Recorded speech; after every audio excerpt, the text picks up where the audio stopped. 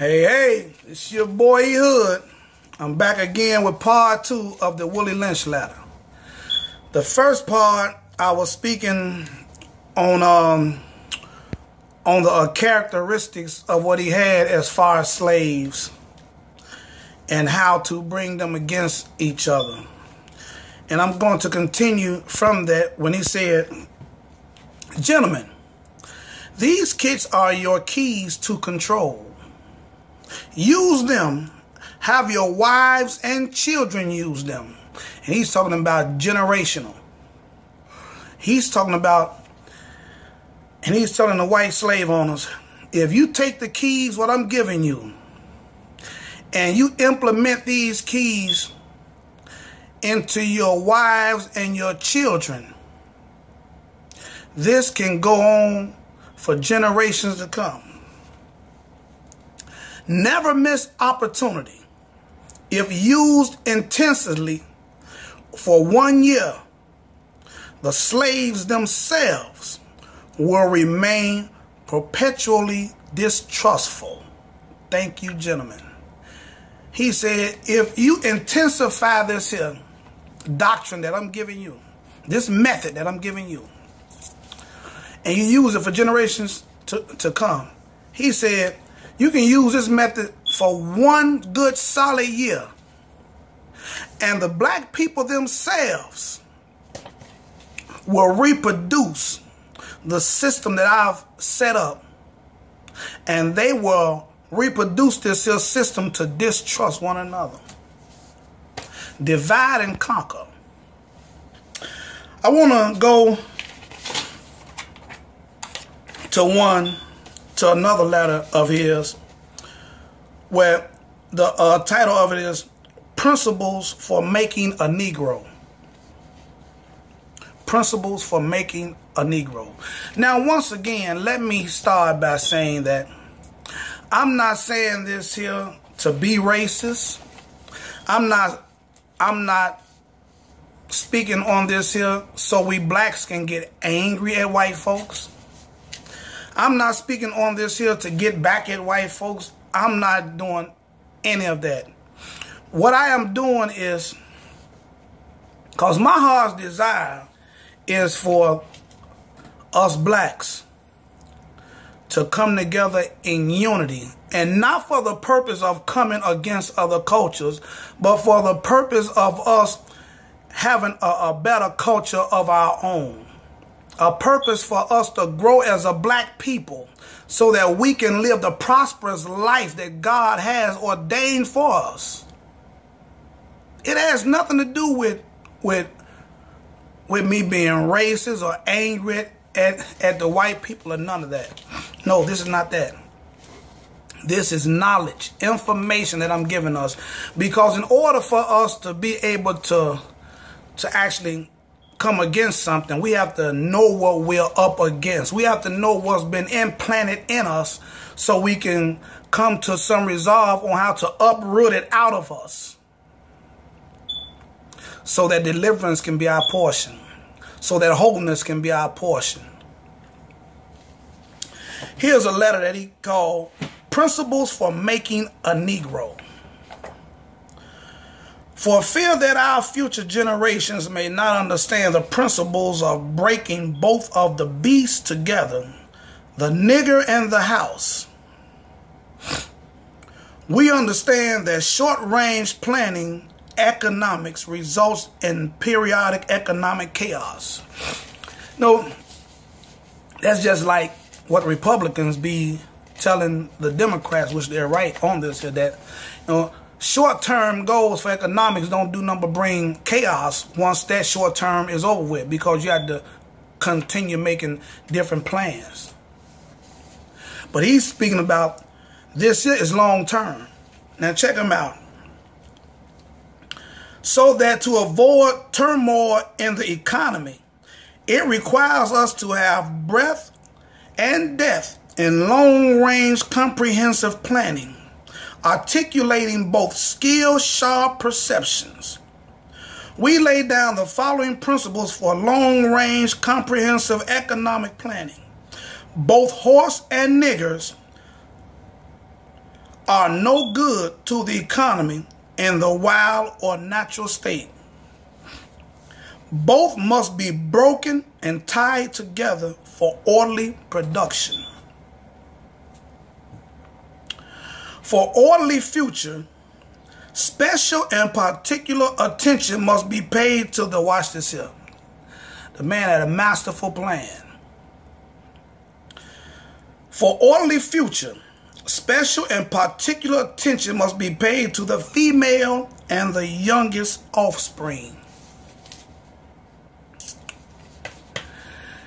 He's saying that this is where the generations of my system will work, through the female and the seed. This is why you get the man out the way. This is why you get the black man out the way. Watch this. Both must be crossbred to produce a variety and division of labor. Divide and conquer. That is his scheme. Divide and conquer. And we are living that today. This is why you have all this black on black crime. This is why we have what we would call a crab's mentality in the black culture. Both must be taught to respond to a peculiar new language. Psychological and physical instruction of containment must be created for both. He's talking about a whole mind switch with the female and the kids. He's talking about a whole new mind switch. And this mind switch is to come against the black man. Check him out. We hold the 6 cardinal principles as truth to be self-evident based upon following the discourse concerning the economics of breaking and tying the horse and the nigger together. All inclusive of the 6 principles laid down above. Watch, he says, note, neither principle alone will suffice for good economics. All principles must be employed for orderly good of the nation. He's actually showing them that division doesn't work in a system. It destroys the system. It destroys whatever is in the system. Unity is what works. This is why he had told them that neither principle by itself will work. He said all the principles must be in unity together. Watch this here. In order to divide the black people.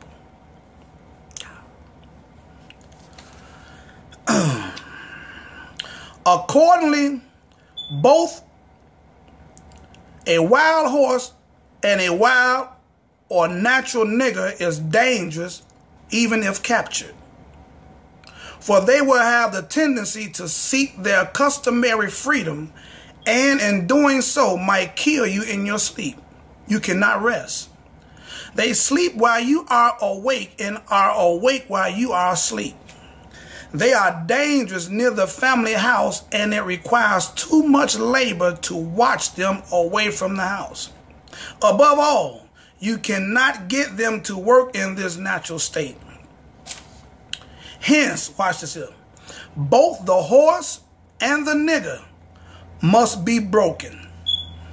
That is, breaking them from one form of mental life to another. Keep the body, take the mind. In other words, break the will to resist. His plan of divide and conquer has been implemented in the minds of the blacks from slavery.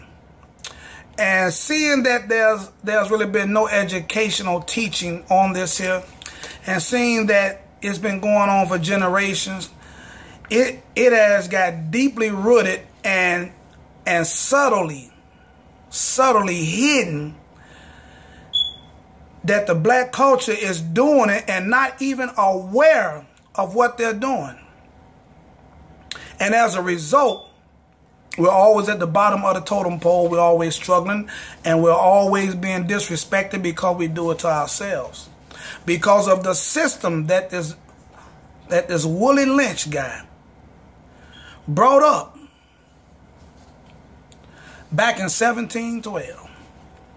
And he brought this system, and it was a masterful plan that is still working hundreds of years later. And as a matter of fact, it has intensified as the years went on. This is why we have so much black on black crime. This is why we have so many single parent homes. This is why we have blacks who are in authoritative places who have the access to help other blacks come up will not. But they would rather help another culture, and especially a white person, come up versus their own. This is what he was saying, and what I was saying in part 1, to where they would trust and love and depend on the white man. I'm not saying this to be racist. I'm trying to open our eyes up, open our minds up to where we're at, why we're there, how did we get there. I'm telling you. Now, the breaking process is the same for both the horse and the nigger, only slightly varying in degrees. But as we said before, there is an art in long-range economic planning. See, he's going by the long range. See, he's not short-term, he's long-term. You must keep your eye and thoughts on the female and the offspring of the horse and the nigger. A brief discourse in offspring development will shed light on the key to sound economic principles. Watch this here. Listen to this here masterful nugget that he put in here. Pay little attention to the generation of original breaking, but concentrate on future generation.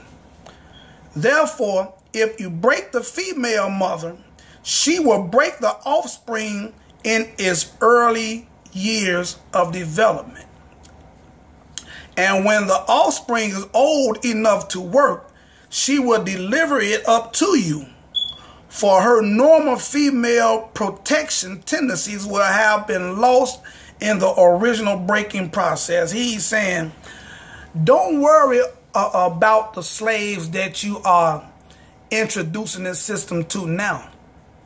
All you need to do is make sure that it's implemented in their souls, in their minds, so that when the generations to come in their culture come up, it'll be already deeply implanted in them to where this will become a way of life. The more it is implemented and the more the generations go on, the more it'll become a way of life, and you won't even realize that you're being deceived in this area. And he's saying that the female, the mother, she will raise her child up to implement this process because he's already to move the black man out the way. He done moved him on out the way. And he's saying this is where the black female will actually raise her child up to actually be conducive to this here plan, because she don't have any help anyway but us. This is why she'll learn to trust and love us. Jesus. I'm going to bring a part 3 to this here. This is something that we really need to get. If we can get a hold to what happened to us, then we can come with some resolve on how to come up out of it. This your boy, A Hood, bringing a Willie Lynch letter. I'll be back with a part 3. And I'm out. Peace.